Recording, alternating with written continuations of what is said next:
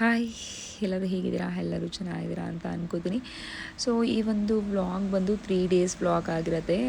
ಕಡೇ ಕಾರ್ತಿಕ ಸೋಮವಾರ ದಿವಸ ದೀಪಾಚರಣೆ ಅಂದ್ಬಿಟ್ಟು ಕೋಲಾರಳ್ಳಿ ಸೋಮೇಶ್ವರನ ದೇವಸ್ಥಾನಕ್ಕೆ ಹೋಗಿದೆ. ಲಾಸ್ಟ್ ವೀಕ್ ನೀವು ನೋಡಿದರೆ ನಂದಿಯಲ್ಲಿ ಹಚ್ಚಿದ್ವಿ. ಸೊ ಈ ವೀಕು ಕಡೇ ಕಾರ್ತಿಕ ಸೋಮವಾರ ಅಲ್ಲ, ಕೋಲಾರಲ್ಲೇ ಇರೋಂಥ ಸೋಮೇಶ್ವರ ದೇವಸ್ಥಾನಕ್ಕೆ ಬಂದಿದ್ವಿ. ಸಿಕ್ಕಾಪಟ್ಟೆ ರಶ್ ಇತ್ತು. ಅದಾದಮೇಲೆ ಸ್ವಲ್ಪ ಕ್ಲಿಪ್ಪಿಂಗ್ಸ್ ತೊಗೊಂಡೆ. ಟೆಂಪಲ್ಗೆ ಹೋಗಿದ್ದು ಮಂಗಳವಾರ ಮತ್ತು ಬ್ಲಾಗ್ ಮಾಡೋಕ್ಕಾಗಿಲ್ಲ.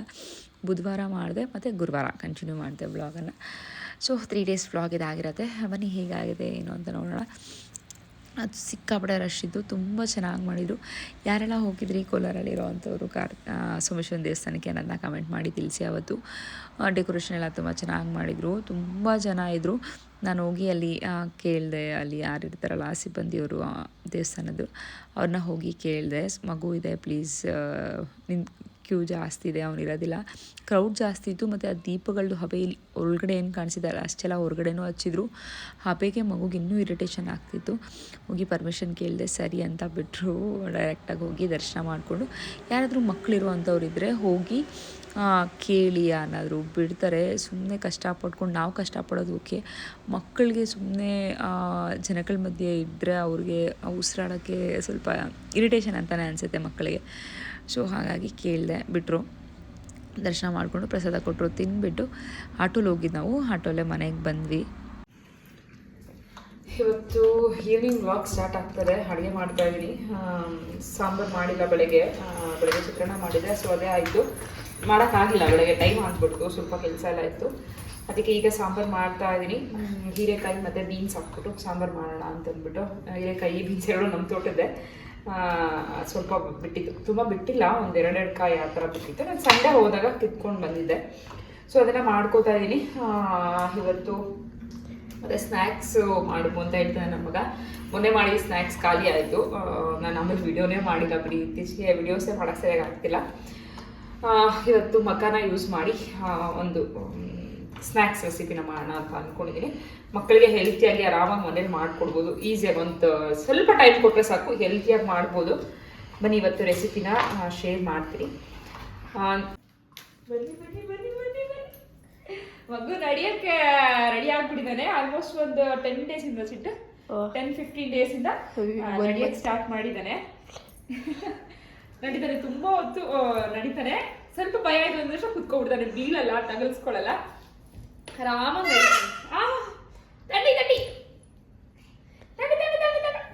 ನಿಲ್ಸೋಣ.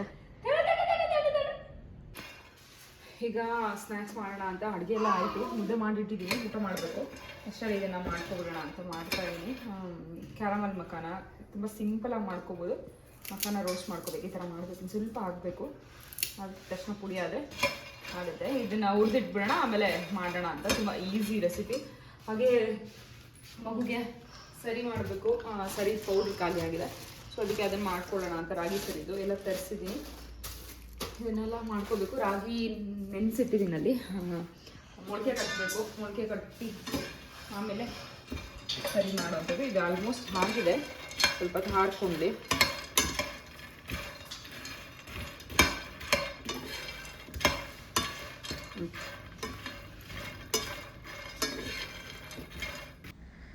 ಮಕಾನ ಏನು ರೋಸ್ಟ್ ಮಾಡಿ ಇಟ್ಕೊಂಡಿದ್ದಲ್ಲ, ಅದಕ್ಕೆ ಈಗ ಒಂದು ಸ್ವೀಟ್ ಕೋಟಿಂಗನ್ನು ಮಾಡ್ಕೊಳ್ಳೋವಂಥದ್ದು.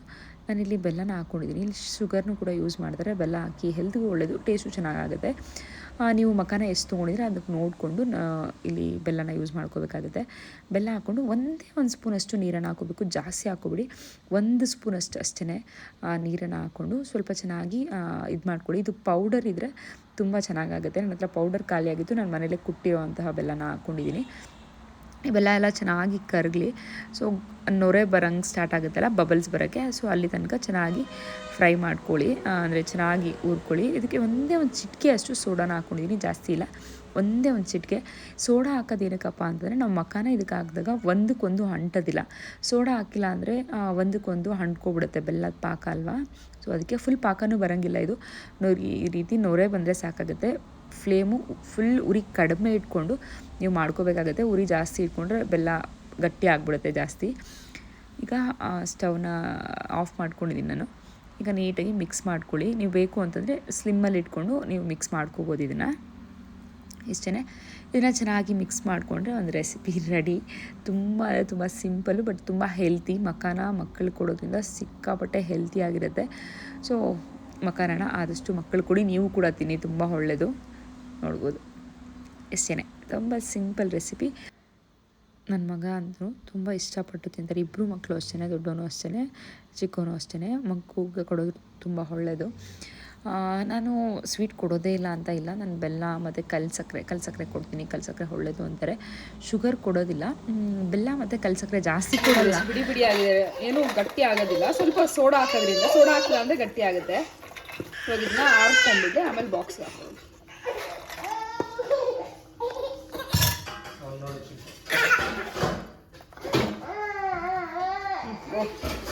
ಇಲ್ಲಿ ನೋಡಿ ನಮ್ಮ ಗುಂಡ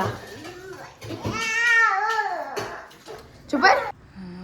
ಅಡುಗೆ ಎಲ್ಲ ಮಾಡಿ ಊಟ ಮಾಡಿ ಮಕ್ಕನ ಒಂದು ಸ್ವಲ್ಪ ಫ್ರೈ ಮಾಡಿಕೊಡಿ ಅಮ್ಮ ಅಂದ. ಅದನ್ನು ಮಾಡಿ ಈಗ ಕೈಕಾಲೆಲ್ಲ ತೊಳೆದು ದೇವ್ರ ಮನೆಗೆ ಬಂದಿದ್ದೀನಿ. ದೇವ್ರಿಗೆಲ್ಲ ಕುಂಕುಮ ಇಡೋಣ ಅಂತಂದ್ಬಿಟ್ಟು.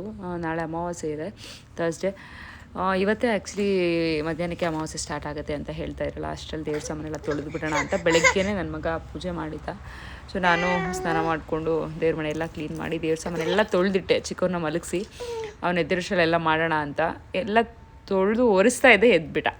ಏನು ಕೂಡ ಮಾಡೋಕ್ಕೆ ಬಿಡಲ್ಲ. ಅವ್ನು ಎದ್ದಾಗ ಏನಾದರೂ ಮಾಡೋಕ್ಕೆ ಹೋದರೆ ನಾನು ಯಾವುದನ್ನು ಕೂಡ ನೀಟಾಗಿ ಮಾಡೋಕ್ಕೆ ಬಿಡಲ್ಲ. ನನಗೆ ಆರಾಮಾಗಿ ಮಾಡಿಕೊಂಡ್ರೆ ಚೆಂದ ದೇವ್ರ ಮನೆ ಅಂತ ಅಂದ್ಬಿಟ್ಟು ಸುಮ್ಮನೆ ಆಗಿಬಿಟ್ಟೆ. ಸಂಜೆವರೆಗೂ ಬಿಡಲೇ ಇಲ್ಲ. ಸರಿ ಅಂತ ಅಂದ್ಬಿಟ್ಟು ಈಗ ಕೈಕಾಲೆಲ್ಲ ತೊಳೆದು ಹಾಗೆ ಮಾಡ್ಕೊಳ್ಳೋಣ. ಇನ್ನು ಬೆಳಗ್ಗೆ ಅಂತಂದರೆ ಅಮಾವಾಸ್ಯೆ ದಿವಸ ಬೆಳಗ್ಗೆನೇ ಪೂಜೆ ಮಾಡೋದೇ ಚೆಂದ. ಬೆಳಗ್ಗೆನೇ ಕಲಶ ಕೂಡಿಸಿದ್ರೆ ಗುರುವಾರ ಆಗಿರೋದ್ರಿಂದ ಗುರುವಾರ ಬೆಳಗ್ಗೆನೇ ನಾನು ದೇವಸ್ಥಾನಕ್ಕೆ ಹೋಗಿ ಬರ್ತೀನಿ ರಾಘವೇಂದ್ರ ಸ್ವಾಮಿಗೆ. ಹಸ್ಬೆಂಡ್ ಇದ್ದಾಗೆ ಹೋಗಿ ಬಂದುಬಿಟ್ರೆ ಚೆನ್ನಾಗಿರತ್ತೆ ಅಂತ. ಆಮೇಲೆ ಅಂದರೆ ಲೇಟ್ ಆಗಿಬಿಡತ್ತೆ ಅಂತಂದ್ಬಿಟ್ಟು ಈಗಲೇ ಎಲ್ಲ ರೆಡಿ ಮಾಡಿ ಇಟ್ಕೊಂಡ್ಬಿಟ್ರೆ ಬೆಳಗ್ಗೆ ಎದ್ದು ಮನೆಯೆಲ್ಲ ಗುಡಿಸಿ ಒರೆಸಿ ಕಲಶ ಕೂಡಿಸ್ಕೊಂಡು ಮಾಡ್ಕೊಳಕ್ಕೆ ಸರಿ ಹೋಗುತ್ತೆ ಅಂತ ಎಲ್ಲ ಕೆಲಸ ಮಾಡ್ಕೊಂಡು ಕೂತ್ಕೊಂಡ್ರೆ ಬೆಳಗ್ಗೆನೇ ಆಗೋದಿಲ್ಲ. ಅಡುಗೆ ಮಾಡೋದು ಇದೆಲ್ಲ ಇರುತ್ತೆ ಅಲ್ವಾ. ಅದಕ್ಕೋಸ್ಕರ ಈಗ ಕುಂಕುಮ ಎಲ್ಲ ಇಟ್ಟು ರೆಡಿ ಮಾಡ್ಕೊತಾಯಿದ್ದೀನಿ. ಮಕ್ಕಳಿರೋವಾಗ ಕೆಲಸ ಮಾಡ್ಕೊಳ್ಳೋದು ಸಿಕ್ಕಾಪಟ್ಟೆ ಕಷ್ಟ, ನಿಜ. ಬ್ಯಾಲೆನ್ಸ್ ಮಾಡ್ಕೊಂಡು ಮಾಡಬೇಕು. ಅದೆಲ್ಲ ಆದಮೇಲೆ ದೇವ್ರ ಮನೆಯೆಲ್ಲ ರೆಡಿ ಮಾಡಿಕೊಂಡು ಈಗ ಮಕ್ಕನ ಸ್ವಲ್ಪ ತಣ್ಣಗಾಗಿತ್ತು. ಇದಾದಮೇಲೆ ಬಾಕ್ಸ್ಗೆ ಫಿಲ್ ಮಾಡ್ಕೊತಾಯಿದ್ದೀನಿ. ಸ್ವಲ್ಪ ಹಾರದ ಮೇಲೆ ಫಿಲ್ ಮಾಡಿಕೊಂಡ್ರೆ ಚೆನ್ನಾಗಾಗುತ್ತೆ, ಇಲ್ಲಾಂದರೆ ಮೆತ್ತಗಾಗ್ಬಿಡುತ್ತೆ ಅಂತಂದ್ಬಿಟ್ಟು. ಚೆನ್ನಾಗಿದೆ, ಒಂಥರ ಫ್ಲೇವರು ತುಂಬ ಚೆನ್ನಾಗಿರುತ್ತೆ. ಟ್ರೈ ಮಾಡಿ ನೋಡಿ. ನಿಮಗೆ ಬೆಲ್ಲ ಸ್ವಲ್ಪ ಜಾಸ್ತಿ ಬೇಕು ಅಂದರೆ ಸ್ವಲ್ಪ ಜಾಸ್ತಿ ಹಾಕ್ಕೊಳ್ಳಿ. ನಾನು ಮೀಡಿಯಮಾಗಿ ಹಾಕಿದ್ದೀನಿ. ನಾನು ಸ್ವೀಟ್ ಜಾಸ್ತಿ ಇಷ್ಟಪಡೋಲ್ಲ, ಅದಕ್ಕೋಸ್ಕರ ಸ್ವಲ್ಪ ಮೀಡಿಯಮಾಗಿ ಹಾಕಿದ್ದೀನಿ ಬೆಲ್ಲನ. ಇದು ನೆಕ್ಸ್ಟ್ ಡೇ ಮಾರ್ನಿಂಗು ಬೆಳಗ್ಗೆ ಎಲ್ಲ ಎದ್ದು ಕೆಲಸ ಎಲ್ಲ ಮುಗಿಸಿ ಪೂಜೆ ಮಾಡ್ಕೊಂಡಿದ್ದೀನಿ. ದೇವ್ರ ಮನೇಲಿ ಪೂಜೆ ಎಲ್ಲ ಮಾಡಿ ಈಗ ದೇವಸ್ಥಾನಕ್ಕೆ ಹೊರಡಬೇಕು. ಬನ್ನಿ ರಾಘವೇಂದ್ರ ಸ್ವಾಮಿ ದೇವಸ್ಥಾನಕ್ಕೆ ನಿಮ್ಮನ್ನು ಕೂಡ ಕರ್ಕೊಂಡು ಹೋಗ್ತೀನಿ. ಇಲ್ಲಿ ಹೊರಡ್ತಾ ಇದ್ದೀವಿ. ಮಗು ಮಲಗಿದ್ದ, ಸೊ ಅವ್ನಿಗೇನು ಸ್ನಾನ ಏನು ಮಾಡಿಸಿಲ್ಲ. ಎಬ್ಬಿಸ್ಬಿಟ್ಟು ಮುಖ ತೊಳೆದು ರೆಡಿ ಮಾಡಿಸ್ಬಿಟ್ಟು ಕರ್ಕೊಂಡು ಹೋಗ್ತಾಯಿದ್ದೀನಿ. ಬೆಳಗ್ಗೆನೇ ಅಷ್ಟೊತ್ತಿಗೆ ಸ್ನಾನ ಮಾಡಿಸೋದಾಗಲ್ಲ. ಅವ್ನು ಎದ್ದೇ ಇರಲಿಲ್ಲ ಪಾಪ. ಅವ್ನು ಎದ್ದೇಳೋದೇ 8 o'clock ಆಗಿಬಿಡುತ್ತೆ. ಒಂದೊಂದು ಸತಿ ಬೇಗ ಎದ್ಬಿಡ್ತಾನೆ, 6-6:30 ಎದ್ಬಿಡ್ತಾನೆ. ಒಂದೊಂದು ಸತಿ 8 ಗಂಟೆಗೆ ಎದ್ದೇಳ್ತಾನೆ. ಸೊ ಇವತ್ತು ಎದ್ದಿರಲಿಲ್ಲ. ಎಬ್ಬಿಸ್ಬಿಟ್ಟು ನಾನು 7 o'clockಗೆಲ್ಲ ಹೋಗಿದ್ದೆ. 6:47ಗೆಲ್ಲ ದೇವಸ್ಥಾನಕ್ಕೆ ಹೋಗಿದ್ವಿ. ಇಲ್ಲಿ ಬೆಲ್ಲದ ಹಚ್ಚಿನ ದೀಪ ಹಚ್ತಾಯಿದ್ದೀನಿ ಇವತ್ತು. ಆ್ಯಕ್ಚುಲಿ ಮಣ್ಣಿನ ದೀಪ ಹಚ್ತಾಯಿದ್ದೆ, ಖಾಲಿ ಆಗಿಬಿಟ್ಟಿತ್ತು ಮಣ್ಣಿನ ದೀಪ. ಒಂದೇ ಮತ್ತು ನೋಡ್ಕೊಂಡಿರಲಿಲ್ಲ. ಅದಕ್ಕೆ ಸರಿ ಆಯಿತು ಅಂತ ಬೆಲ್ಲದ ಹಚ್ಚಿದ್ದಲ್ಲೇ ತುಪ್ಪದ ದೀಪನ ಹಚ್ಚೋಣ ಅಂತ. ಇನ್ನೂ ರಾಘವೇಂದ್ರ ಸ್ವಾಮಿ ದೇವಸ್ಥಾನದಲ್ಲಿ ಅಭಿಷೇಕ ಎಲ್ಲ ಆಗಿತ್ತು. ದೇವರಿಗೆಲ್ಲ ರೆಡಿ ಮಾಡ್ಕೋತಾ ಇದ್ರು. ಸೊ ಅಲ್ಲೋಗಿ ಪೂಜೆ ಎಲ್ಲ ಮುಗಿಸ್ಕೊಂಡು ಬರುವಾಗ ಸ್ವಲ್ಪ ತರಕಾರಿ ಎಲ್ಲ ತೊಗೊಬರೋಣ ಅಂತಂದ್ಬಿಟ್ಟು ಹೊರಟೆ. ಹಂಗೆ ತರಕಾರಿ ಎಲ್ಲ ಸ್ವಲ್ಪ ಖಾಲಿ ಆಗಿತ್ತು. ಸೊ ತರಕಾರಿ ತೊಗೊಳ್ಳೋಣ ಅಂತಂದ್ಬಿಟ್ಟು ತೊಗೋತಾ ಇದ್ದೀನಿ. ಏನು ಟಿಫನ್ನು ಇವತ್ತು ನೀರು ದೋಸೆ ಮಾಡಿಬಿಡೋಣ ಅಂತ. ಏನಾದರೂ ಪೂಜೆ ಅಥವಾ ದೇವಸ್ಥಾನಕ್ಕೆ ಹೋಗೋದು ಈ ಥರ ಇರುವಾಗ ದೋಸೆ ಅಥವಾ ಇಡ್ಲಿ ಈ ಥರದ ಐಟಮ್ಸ್ನ ಮಾಡ್ಕೊಂಬಿಟ್ರೆ ಸ್ವಲ್ಪ ಟೆನ್ಷನ್ ಫ್ರೀ ಇರುತ್ತೆ. ಕಟ್ ಮಾಡೋದು ಕುಯ್ಯೋದೆಲ್ಲ ಇರಲ್ವಲ್ಲ, ಅದಕ್ಕೆ ದೇವಸ್ಥಾನಕ್ಕೆಲ್ಲ ಹೋಗಿ ತರಕಾರಿ ಬೇಕಿತ್ತು. ಸೊ ತರಕಾರಿ ಎಲ್ಲ ತೊಗೊಂಡು ಬಂದ್ವಿ. ಈಗ ನೀರು ದೋಸೆ ಮಾಡೋಣ ಅಂತ ಅಂದ್ಬಿಟ್ಟು ರಾತ್ರಿನೇ ಅಕ್ಕಿ ನೆನೆಸಿಟ್ಟಿದೆ. ದೇವ್ರಿಗೆ ಏನು ಕಲಶಕ್ಕೆಲ್ಲ ಇರ್ತೀನಲ್ಲ ಅದೇ ಅಕ್ಕಿನ ನಾನು ಹಾಕೋದು. ಸೊ ದೋಸೆ ಮಾಡೋಂಗಿದೆ, ಅದನ್ನು ಹಾಕ್ತೀನಿ. ಅಕ್ಕಿ ಜೊತೆ ಮಿಕ್ಸ್ ಮಾಡಿಬಿಡ್ತೀನಿ. ಅಕ್ಕಿ ಮತ್ತು ಕೊಬ್ಬರಿನ ಹಾಕ್ಬಿಟ್ಟು ರುಬ್ಕೊಂಬಿಟ್ಟು ಆಮೇಲೆ ಕಾಯಿ ಚಟ್ನಿ ಮಾಡ್ಕೊತೀನಿ. ಸಾಂಬಾರು ಇದೆ, ರಾತ್ರಿ ಸಾಂಬಾರು ಮಾಡಿದ್ದೆಲ್ಲ ಅದೇ ಇದೆ. ಸ್ವಲ್ಪ ಅದಕ್ಕೆ ರೈಸ್ ಮಾಡೋಣ. ಈಗ ಟಿಫನ್ಗೆ ನೀರು ದೋಸೆ ಮಾಡ್ಕೊಬಿಡೋಣ ಅಂತ ಮಾಡ್ಕೋತಾ ಇದ್ದೀನಿ. ನಾನು ನೀರು ದೋಸೆಗೆ ಏನಿಲ್ಲ, ರಾತ್ರಿ ಅಕ್ಕಿ ಏನು ನೆನೆಸಿಟ್ಟಿರ್ತೀನಲ್ಲ ಅದೇ ಅಕ್ಕಿಗೆ ಸ್ವಲ್ಪ ಹಸಿ ಕಾಯನ್ನು ಹಾಕ್ಕೊಂಡು ರುಬ್ಕೋತೀನಿ. ತುಂಬ ನೀರಂಗಿರಬೇಕು ದೋಸೆ ಹಿಟ್ಟೇನಿದೆಲ್ಲ ಅದು ಅಷ್ಟೇ, ಇನ್ನೇನು ಹಾಕೋಕ್ಕೆ ಹೋಗೋದಿಲ್ಲ. ಹಂಗೆ ಟೇಸ್ಟ್ ಚೆನ್ನಾಗಿರುತ್ತೆ. ಸ್ವಲ್ಪ ನೀರಂಗೆ ಮಾಡಿಕೊಂಡ್ರೆ ಫುಲ್ ರವೆ ದೋಸೆ ತೆಳ್ಳಕ್ಕೆ ಹಾಕ್ಕೊಳ್ಳೋ ಅಂಥದ್ದು.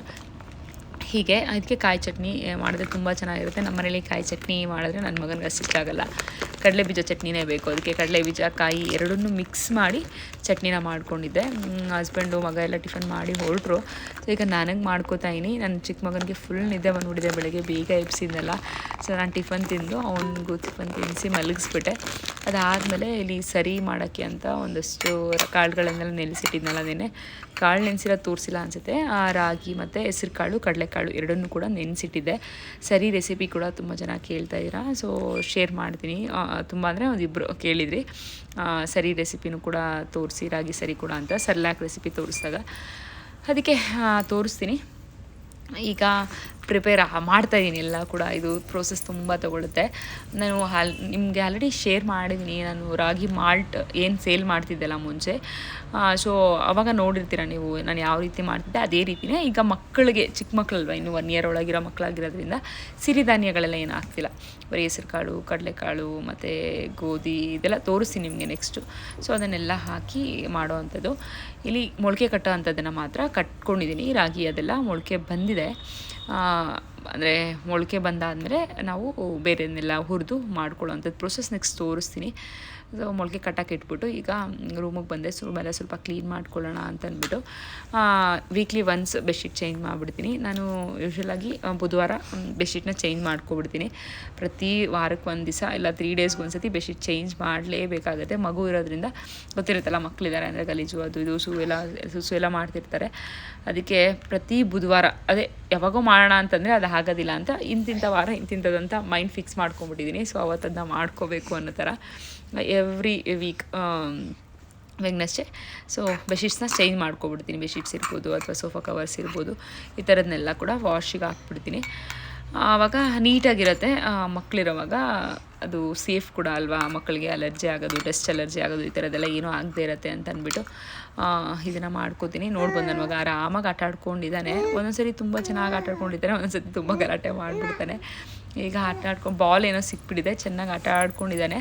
ಆಟ ಆಡ್ತಾ ಇರ್ತಾನೆ. ಈ ರೂಮಲ್ಲಿ ಬಿಟ್ಟರೆ ಇನ್ನೊಂದೇನಂದರೆ ನೀಟಾಗಿ ಸ್ವಿಚ್ ಬೋರ್ಡ್ ಒಳಗೆ ಹೋಲ್ ಏನಿದೆಯಲ್ಲ ಹೋಲ್ ಹತ್ತೆ ತೊಗೊಂಡೋಗಿ ಇಟ್ಬಿಡ್ತಾನೆ ಫಿಂಗರು. ಮಕ್ಕಳಿರೋವಾಗ ಸ್ವಿಚ್ ಬೋರ್ಡ್ಸ್ ಇರೋವಾಗ ತುಂಬ ಹುಷಾರಾಗಿ ನೋಡ್ಕೊಳ್ಳಿ. ಇದಕ್ಕೆ ಆರ್ಡ್ರ್ ಮಾಡಬೇಕು ಅಂದ್ಕೊಂಡಿದ್ದೀನಿ, ಕ್ಯಾಪ್ ಬರುತ್ತಲ್ಲ ಅದು.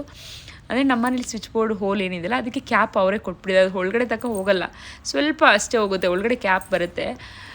ಆದರೂ ಕೂಡ ನೀಟಾಗಿ ಫಿಂಗರ್ನ ತೊಗೊಂಡು ಹೋಲ್ ಒಳಗಡೆಗೆ ಇಡ್ತಾನೆ, ಗೊತ್ತಾ ಎಷ್ಟು ನೀಟಾಗಿ. ನನಗೆ ಭಯ ಆಗ್ಬಿಡುತ್ತೆ ಒಂದೊಂದು ಸತಿ. ಹಾಗೆ ನಾನು ಈಗ ವಾಯ್ಸ್ ಓವರ್ ಕೊಡ್ತಾ ಇದ್ದೀನಲ್ಲ, ಈಗ ಫುಲ್ ಗಲಾಟೆ ಮಾಡ್ತಾನೆ. ವಾಯ್ಸ್ ಓವರ್ ಕೊಡಬೇಕಂದ್ರೆ ನನಗೆ ಮಲಗಿಸ್ಬಿಟ್ಟು ಕೊಡೋಣ ಅಂದ್ಕೊಡುವಾಗ ನನಗೆ ಕೆಲಸ ಇರುತ್ತೆ. ಸೊ ಹಿಂಗೆ ಮಾಡ್ತಾನೆ, ಏನು ಮಾಡೋಕ್ಕಾಗಲ್ಲ. ಹಾಗೆ ಈ ಕಡೆ ನನ್ನ ಮಗನ ರೂಮಲ್ಲಿ ಕೂಡ ರೆಡಿ ಮಾಡ್ತಾ ಇದ್ದೀನಿ. ಏನಪ್ಪಾ ಬಾ ಬರ್ತೀನಿ ವಾಯ್ಸ್ ಓವರ್ ಕೊಡ್ತಾರೆ. ಇಲ್ಲೊಂದು ಮಾತಾಡ್ಸ್ತಾನೆ ನೋಡಿ. ಅದು ಇದು ಕೀಳೋದು ಮಾಡೋದು ತುಂಬ ನಾಟಿ ಗಂಡ್ಮಕ್ಳೇ ತೀಟೆ ಅನಿಸುತ್ತೆ. ನಿಮ್ಮನೆ ಮಕ್ಕಳು ಹೀಗೇನಾ ಕಮೆಂಟ್ ಮಾಡಿ ತಿಳಿಸಿ. ಹಾಗೆ ನಡೆಯೋದು ಕಲ್ತ್ಬಿಟ್ಟಿದ್ದಾನೆ. ಆಲ್ಮೋಸ್ಟ್ 10 months ಕಂಪ್ಲೀಟ್ ಆಗಿದ ತಕ್ಷಣವೇ ನಡೆಯೋಕ್ಕೆ ಸ್ಟಾರ್ಟ್ ಮಾಡಿಬಿಟ್ಟ. ತುಂಬ ಚೆನ್ನಾಗಿ ನಡೀತಾನೆ, ಎಷ್ಟು ನೀಟಾಗಿ ಚೆನ್ನಾಗಿ ನಡೀತಾನೆ. ಅದೊಂಥರ ಖುಷಿ ಆಗುತ್ತೆ ನೋಡೋಕ್ಕೆ. ಏನೇ ಹೇಳ್ಕೊಟ್ರು ಟಪ್ಪ ಅಂತ ಕಲಿತಾರೆ ಮಕ್ಳು ಇವಾಗಂತೂ ನಿಜ. ಈ ಒಂದು ಏಜ್ ಏನಿದೆಲ್ಲ, ನಾವು ಏನು ಹೇಳ್ಕೊಟ್ರು ಕೂಡ, ನಾನು ಏನಾದರೂ ಒಂದು ವರ್ಡ್ಸ್ ಅಷ್ಟೇ, ಇದು ಐಸು ಇದು ನೋಸ್ ಅಂತ ಹೇಳ್ಕೊಟ್ಬಿಟ್ಟು ಅವನೊಂದು 1/2 hour ಬಿಟ್ಕೊಂಡು ಎಲ್ಲಮ್ಮ ಐಸು ಅಂದರೆ ನೀಟಾಗಿ ತೋರಿಸ್ತಾನೆ. ಅದನ್ನೇ ರಿಪೀಟ್ ಮಾಡ್ತಾಯಿದ್ರೆ ಅದು ಮೈಂಡಲ್ಲಿ ಕೂತ್ಕೊಬಿಡುತ್ತೆ ಮಕ್ಕಳಿಗೆ. ಸೊ ನಾವು ರಿಪೀಟ್ ಮಾಡ್ತಾ ಇರಬೇಕಷ್ಟೇ. ಸೊ 2 ರೂಮಲ್ಲೂ ಕೂಡ ಬೆಡ್ಶೀಟ್ಸ್ನ ಚೇಂಜ್ ಮಾಡಿದೆ. ಕಿಟಕಿಗಳ ವಿಂಡೋಸ್ ಎಲ್ಲ ಏನು ಒರೆಸಿಲ್ಲ, ಮೊನ್ನೆ ತಾನೇ ಒರೆಸಿದ್ವಿ. ಸೊ ಒರೆಸ್ಕೋಬೇಕು. ಇನ್ನೇನು ಪೂಜೆ ಕೂಡ ಹತ್ತಿರ ಬರ್ತದೆ, ಎಲ್ಲ ಕ್ಲೀನಿಂಗ್ ಸ್ಟಾರ್ಟ್ ಮಾಡಬೇಕು. ಪೂಜೆ ಮಾಡಿಸ್ಬೇಕು, ಸತ್ಯನಾರಾಯಣ ಪೂಜೆ ಮನೆಯಲ್ಲಿ ಅಂತ ಅಂದ್ಕೊಂಡಿದ್ದೀವಿ. ನೋಡಬೇಕು ಯಾವಾಗ ಕ್ಲೀನಿಂಗ್ ಸ್ಟಾರ್ಟ್ ಮಾಡ್ತೀನಿ ಅಂತ. ಇಡೀ ಮನೆ ಕ್ಲೀನ್ ಮಾಡಬೇಕಂದ್ರೆ ಪೂಜೆಗೆ ತುಂಬ ಟೈಮ್ ತೊಗೊಳುತ್ತೆ. ಆದಷ್ಟು ಬೇಗ ಸ್ಟಾರ್ಟ್ ಮಾಡಬೇಕು. ಈಗ ಈ ಬೆಡ್ಶೀಟ್ಸ್ ಎಲ್ಲ ಏನು ತೆಗ್ದಿಲ್ಲ ಅದನ್ನೆಲ್ಲ ನೀಟಾಗಿ ತೊಗೊಂಡೋಗಿ ವಾಶಿಗೆ ಹಾಕ್ಬಿಟ್ರೆ ಒಂದು ಕ್ಲೀನಿಂಗ್ ಕೆಲಸ ಮುಗಿಯುತ್ತೆ ಅಂತ ಹೇಳ್ಬೋದು. ನೀಟಾಗಿ ಯಾವ್ಯಾವ ದಿವಸ ಏನೇನು ಕ್ಲೀನಿಂಗ್ ಮಾಡಬೇಕು ಅಂತ ನಾವು ಮಾರ್ಕ್ ಅಥವಾ ಬರೆದಿಟ್ಕೊಂಬಿಡೋದ್ರಿಂದ ಒಂದು ನೀಟಾಗಿ ಮನೇನ ಮೇಂಟೈನ್ ಮಾಡ್ಬೋದು ಈಸಿಯಾಗಿ ಅಂತ ಹೇಳ್ಬೋದು. ಸೊ ನಾನು ಯಾವುದೇ ರೀತಿ ಮನೆ ಕೆಲಸದವ್ರನ್ನ ಏನು ಇಟ್ಕೊಂಡಿಲ್ಲ, ನಾನೇ ಮೇಂಟೈನ್ ಮಾಡ್ಕೋತೀನಿ, ಆರಾಮಾಗಿ ಮಾಡ್ಕೋಬೋದು. ನಿಜ, ಒಂದು ಪ್ಲ್ಯಾನಿಂಗ್ ಅನ್ನೋದಿರಬೇಕಷ್ಟೇ. ಇಲ್ಲಿ ಮಿಷಿನ್ ಮೊನ್ನೆ ಏನು ನಾವು ರಿಪೇರಿ ಕೊಟ್ಟಿದ್ವಲ್ಲ ಅವ್ರು ಕೊಟ್ಟೇ ಇರಲಿಲ್ಲ. ಸೊ ಇವತ್ತು ತೊಗೊಂಬಂದರು ಹಸ್ಬೆಂಡು. ಅವತ್ತು ಕೊಟ್ಟಿದ್ದಕ್ಕೆ ಲಾಸ್ಟ್ ನಿಮಗೆ ಬೇಗ ಕಾಣಿಸ್ತದೆ, ಬಟ್ ನಾನು ಕೊಟ್ಟು 15 days ಆಯಿತು. ನಾನು ವ್ಲಾಗ್ಸ್ ಮಾಡಿರೋದು ಕಡಿಮೆ. ಅದನ್ನು ಕೂಡ ತೊಗೊಂಡು ಬಂದರು. ಸೊ ಅದನ್ನೆಲ್ಲ ಫಿಟ್ ಮಾಡಿದ್ವಿ. ಅದಾದಮೇಲೆ ಚಟ್ನಿ ಇತ್ತು ಬೆಳಗ್ಗೆ ಮಾಡಿದ್ದಂಥದ್ದು. ಅದಕ್ಕೆ ಸಾಂಬಾರು ಕೂಡ ರಾತ್ರಿ ಮಾಡಿದ್ದಿತ್ತಲ್ಲ, ಅದನ್ನೇ ಮಧ್ಯಾಹ್ನ ತಿನ್ಕೊಂಡ್ವಿ. ಇನ್ನೇನು ಅಡುಗೆ ಮಾಡೋದು ಅಂತ ಪೂರಿ ಮಾಡ್ಕೊಂಡು ಚಪಾತಿ ಮಾಡಿ ಪಲ್ಯ ಮಾಡ್ತೀನಿ ಅಂದರೆ ನನ್ನ ಮಗ ಬೇಡ ಪೂರಿ ಮಾಡಿಬಿಡಿ ಅಮ್ಮ, ಇದೆ ಚಟ್ನಿಗೆ ಸಾಕು ಅಂತಂದ. ಸರಿ ಒಳ್ಳೆ ಕೆಲಸ ಅಂತಂದ್ಬಿಟ್ಟು ಪೂರಿ ಮಾಡ್ಕೊಂಡ್ವಿ. ಸೊ ಇದಾಗಿತ್ತು ಇವತ್ತಿನ ವ್ಲಾಗ್. ಎಲ್ಲರಿಗೂ ಕೂಡ ಇಷ್ಟ ಆಗಿದೆ ಅನ್ಕೋತೀನಿ. ಇಷ್ಟ ಆಗಿದ್ರೆ ಪ್ಲೀಸ್ ಲೈಕ್, ಶೇರ್